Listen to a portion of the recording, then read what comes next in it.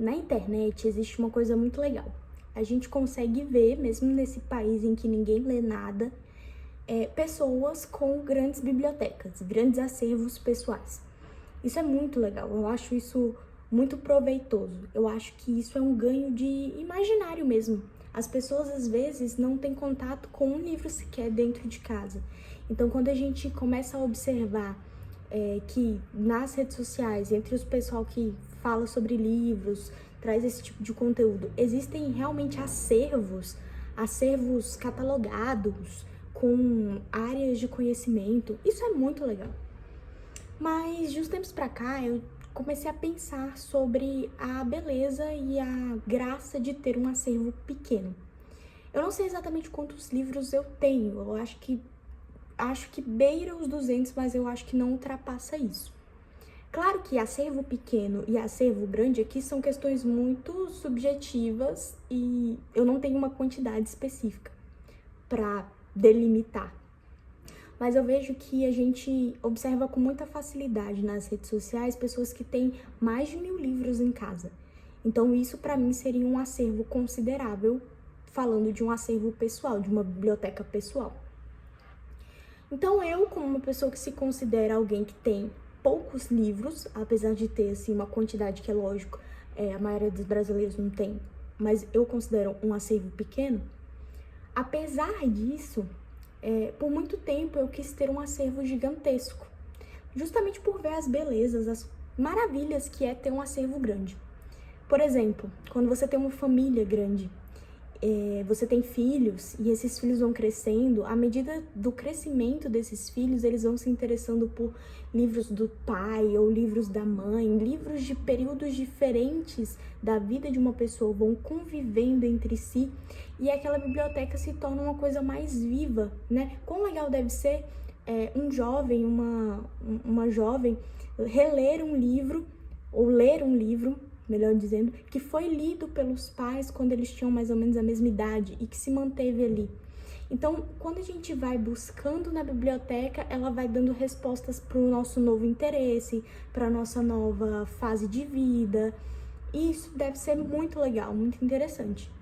Mas existe um lado também muito legal em ter poucos livros, em ter um acervo menor, que é a questão de revisitar esses livros constantemente, revisitar esse acervo e conhecer muito bem esse acervo.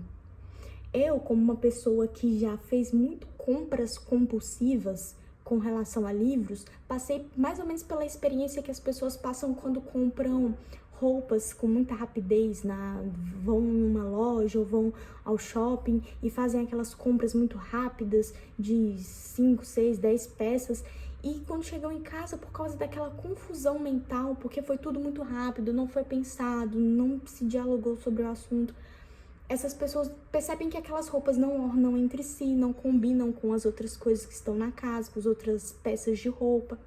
Eu passei mais ou menos por isso com relação ao meu acervo.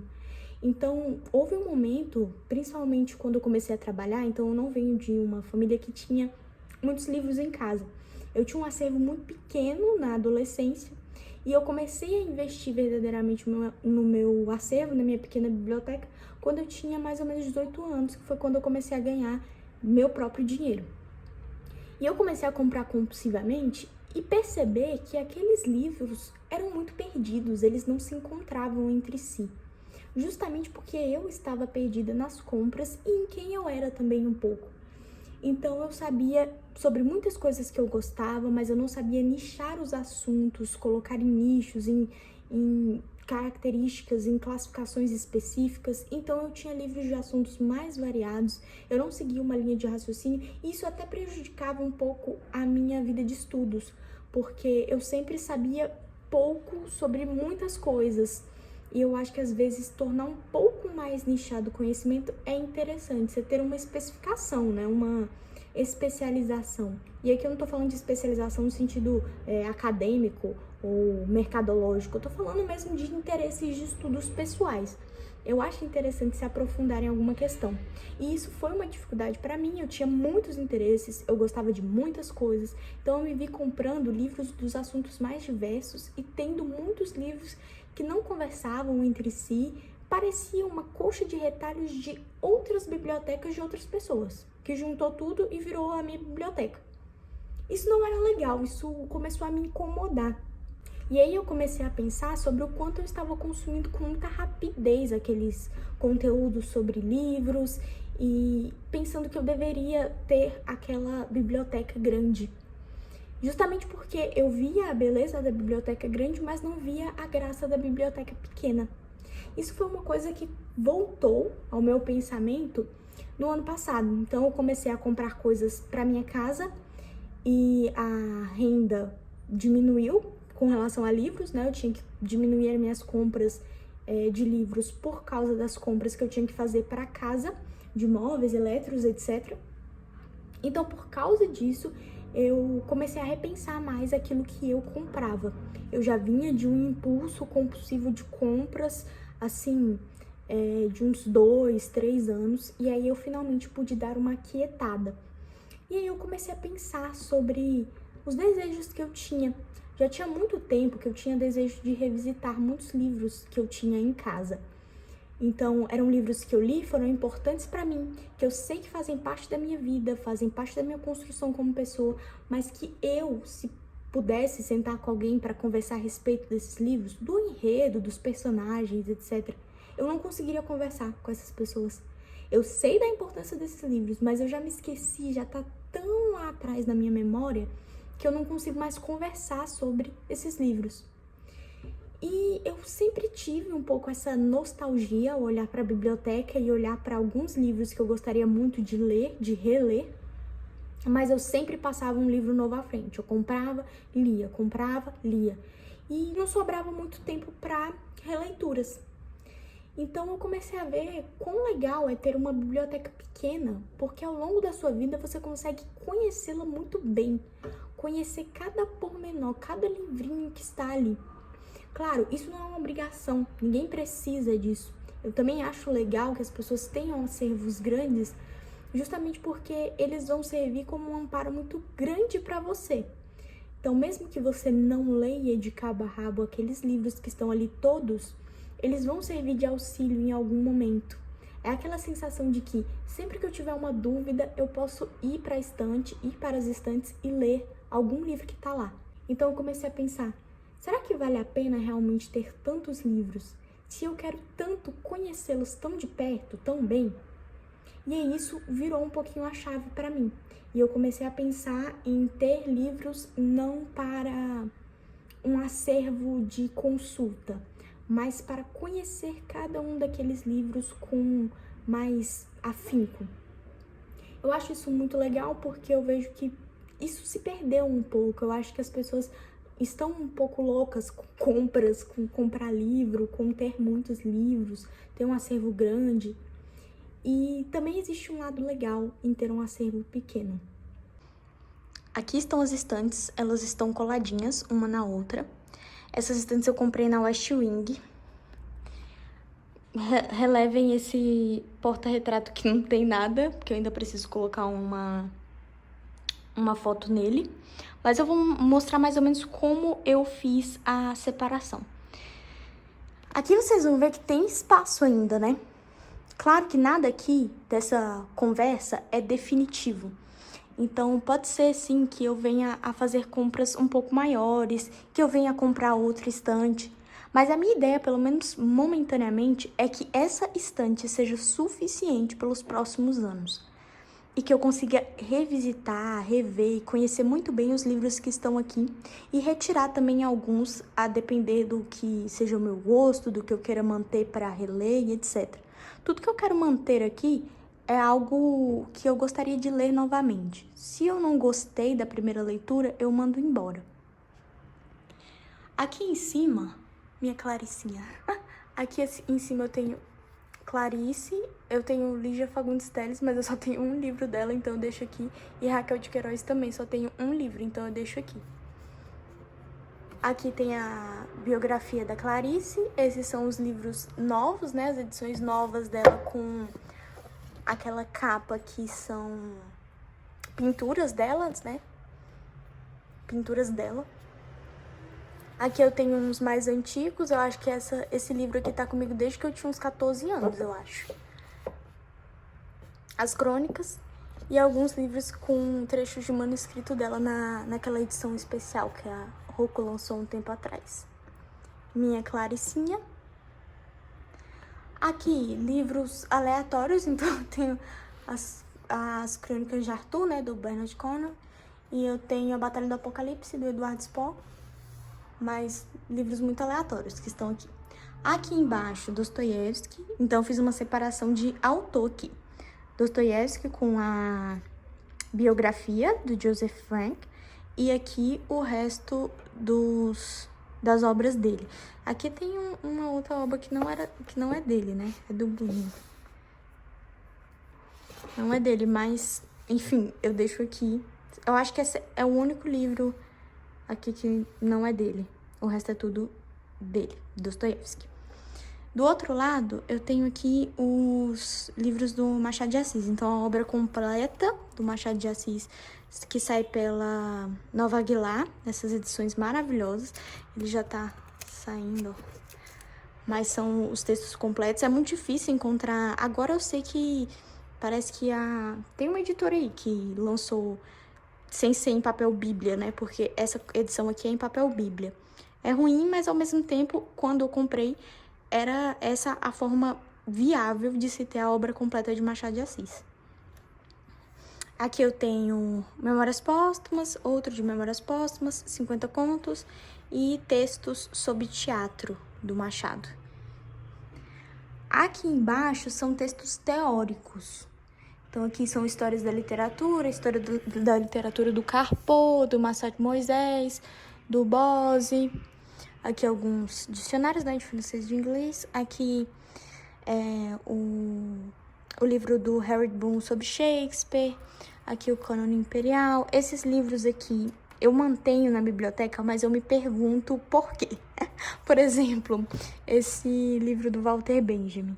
Eu mantenho esses livros porque eu comprei eles, esse do Rancière, O Espectador Emancipado. Eu mantenho porque eu comprei para minha prova do mestrado.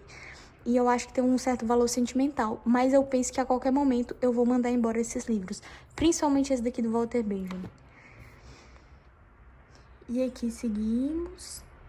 O único livro desses que eu li para o mestrado, que eu comprei e li para a prova de entrada no mestrado, que eu não quero me desfazer, é esse do Antônio Cândido, o Formação da Literatura Brasileira, e o Literatura Comparada, da Sandra Nitrini. Só, o resto eu quero me livrar. Aqui embaixo eu fiz uma separação, mas ela tá meio mal feita. Aqui eu coloquei gregos, né? E aí, pensando já que tava começando a dialogar com poesia, eu coloquei poesia. Então, Emily Dickinson, Manuel Bandeira, Carlos Drummond. Aí, coloquei aqui Camões, Fernando Pessoa. Aí, já dialogando com Fernando Pessoa, coloquei a biografia do Fernando Pessoa. Depois, voltando para a questão da poesia, eu voltei para a poesia com Drummond, Mário Quintana, e assim foi. Até aqui, que é um livro de contos russos.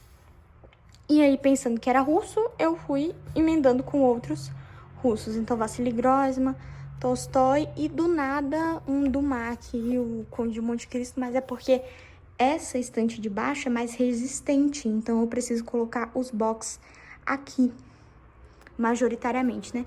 Aqui é Romanceiro da Inconfidência, da Cecília Meirelles. Aqui em cima eu tenho os livros do Clube de Literatura Clássica que eu assinei durante um ano, não assino mais. É bom, mas ao mesmo tempo é ruim. Tem uns lados ruins dessa assinatura, por isso que eu parei de assinar. Mas ao mesmo tempo eu acho que tudo que veio desse ano, né, que eu consumi, foi muito bom para a biblioteca. Nunca teve alguma coisa que já estivesse aqui, que fosse inútil. Não, sempre livros muito úteis. Aqui são os livretinhos que vêm com cada um desses livros. Não sei se ainda é feito assim. E aqui eu tenho Érico Veríssimo, né? Então aqui eu tenho um caderno. Eu amo Érico Veríssimo. Então aqui eu tenho um caderno de literatura brasileira dele, especial dele, feito pelo Instituto Moreira Salles. É uma revista, é muito bonito. Deixa eu ver se eu consigo mostrar.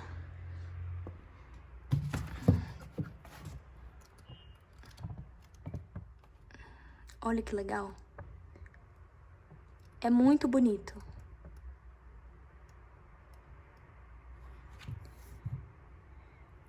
Lindo, né? E aqui eu tenho os outros livros dele. Esse é um livro que é um exemplo daqueles que eu comentei. Livros que eu tinha um desejo de revisitar. Eu li Olhai os Lírios do Campo, provavelmente quando eu tinha 15 anos. E eu lembro que foi marcante pra mim, mas eu esqueci de muitas partes da história. Então agora eu pude revisitar. Esse foi o último livro que eu finalizei, né? Finalizei a leitura. E foi muito legal. Completamente outra experiência que eu tive. Eu não lembro exatamente da minha experiência, mas eu sei que esse livro teve uma virada assim, de significado pra mim, em detrimento de outras mudanças que eu tive nesses últimos anos, né? Dos meus 15 até agora, os 22. Aqui embaixo eu separei literatura de língua inglesa e depois literatura de língua portuguesa. Então, desse lado, eu tenho Tolkien, o Senhor dos Anéis, em português e em inglês, nessa edição pequenininha. Eu mantenho os outros dois bem aqui.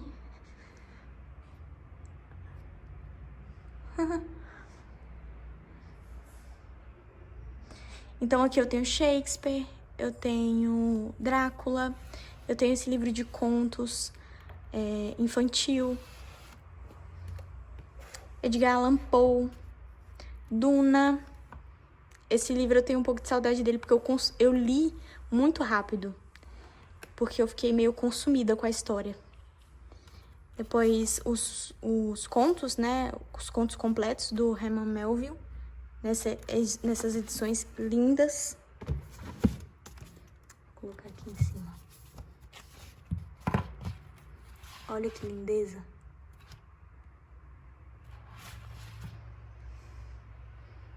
Aqui, C.S. Lewis, uma biografia do Henrique VIII. Eu sou um pouco fissurada também na figura do Henrique VIII. George Orwell, 1984, e A Fazenda dos Animais. Orlando, da Virginia Woolf. Esse livro está aqui especificamente para que eu leia novamente e veja se eu não gosto tanto quanto eu não gostei da primeira vez. Se sim, eu vou passar pra frente e vou desistir, assim, de Virginia Woolf. Eu não gostei nada desse livro. As Crônicas de Rei Arthur, O Morro dos Ventos Vivantes, minha próxima releitura. Também sinto muita falta desse livro. Eu consumi ele muito rápido, eu li muito rápido. Então, assim, eu tô com aquela sensação de que eu não... Desde que eu li a primeira vez, de que eu não aproveitei muito bem. Aqui, livros de literatura brasileira, né? Então, Guimarães Rosa, Grande Sertão, Crônica da Casa Assassinada, Meu Pé de Laranja Lima. Esse livro eu achei no chão do metrô, tinha vários livros lá pra... Quando eu era mais jovenzinha, tinha esses livros lá para que as pessoas pudessem pegar, né, no chão, doação. O Cortiço, também quero muito reler o Cortiço. Ensaio sobre a Cegueira, do Saramago. Senhora, do Alencar, um dos meus livros preferidos. Eu gosto muito desse livro. Eurico Presbítero, do Alexandre Herculano. Eu comprei na época da faculdade, que eu estava estudando uma cadeira de literatura portuguesa.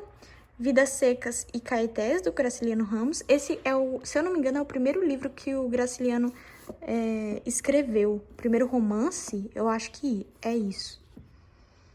Fernando Sabino, Encontro Marcado. Esse livro é muito legal. Eu gosto muito de Fernando Sabino. Fui apresentada a ele por uma leitura paradidática na escola, O Menino no Espelho. E esse daqui eu acho que é uma versão bem mais legal, assim, do Menino no Espelho. Claro que não é muito infantil, por isso que é um romance de formação um pouco mais maduro. Por isso que não daria para ler na escola, né? Ser proposto para leitura paradidática. Mas eu acho muito legal esse livro. Torturado, Ópera dos Mortos, do Altran Dourado. Esse livro também, quando eu li, tava um hype, todo mundo falando muito bem, e eu achei um pouco sem graça. Iracema, do Alencar também, e As Naus, do Antônio Lobo Antunes.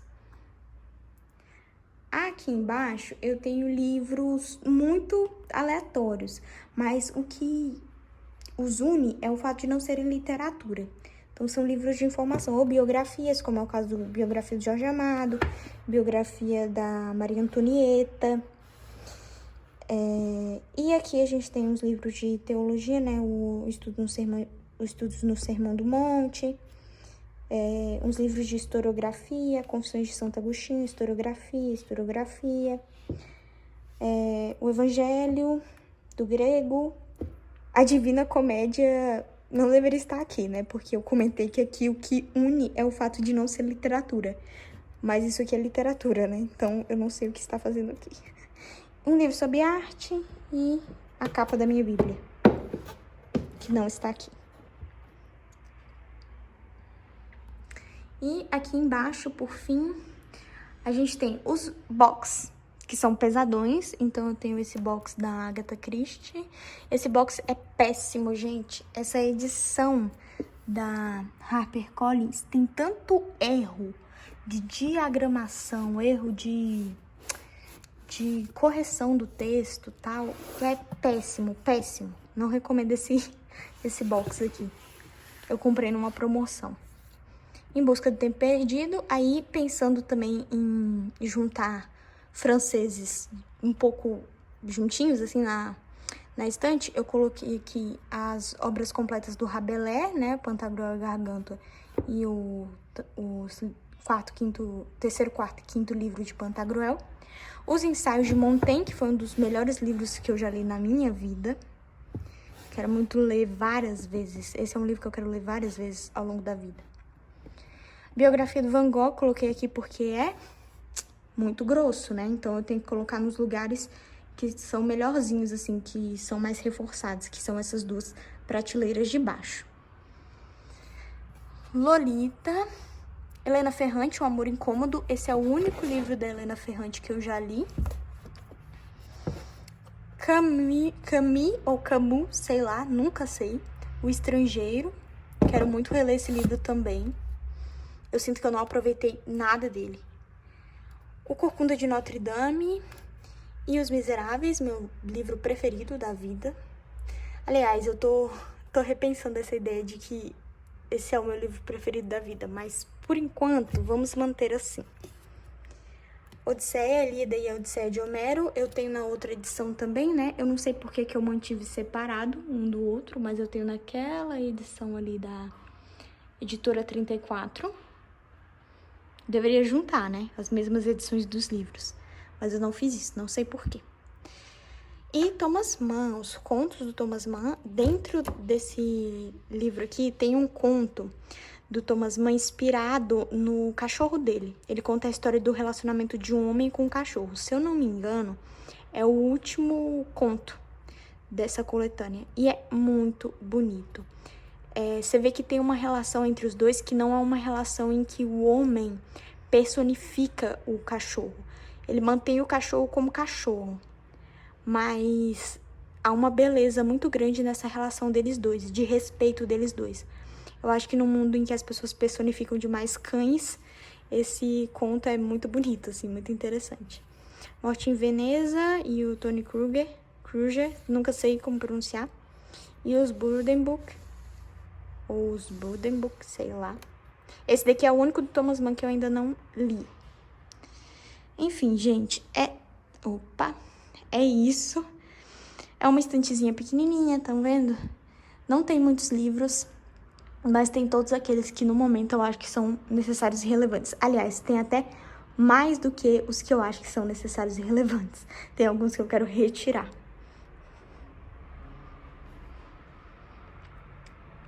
É isso, gente. Até mais.